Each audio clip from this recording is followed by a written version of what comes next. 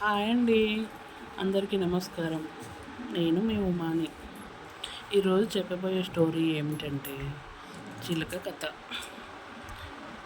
ఒక అడవిలో చెట్టుపై చిలుక తన ఇద్దరి పిల్లలతో ఉండేది. ఒకరోజు పెద్ద గాలి రావడంతో చిలుక గూడు పడిపోయి తల్లి చిలుక చనిపోయింది. అటుగా వెళ్తున్న ఒక వేటగాడికి ఒక చిలుక పిల్ల దొరికింది. మరొక పిల్ల సమీపంలోని ముని ఆశ్రమంలో పడింది.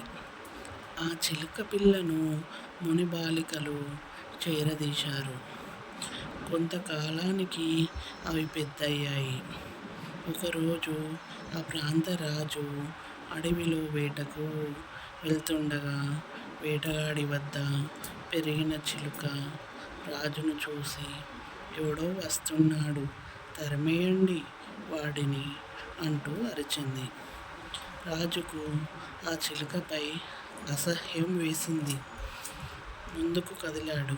కొంత దూరం వెళ్ళేసరికి ముని ఆశ్రమం కనిపించింది. అక్కడున్న చిలుక రాజును చూసి, దయచేయండి మహారాజా, మీరు మా ఆశ్రయానికి రావడం చాలా సంతోషం అని ఆహ్వానించింది. అప్పుడు రాజు, ఈ రెండు చిలుకలు ఒకేలా ఉన్నాయి, కానీ వీటి స్వభావంలో ఎంతో తేడా ఉంది.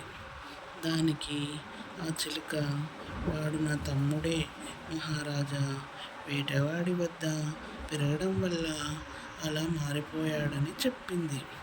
ఈ కథలో నీతి ఏమిటంటే, పెరిగిన వాతావరణం బట్టే ప్రవర్తన ఉంటుంది. Thank you.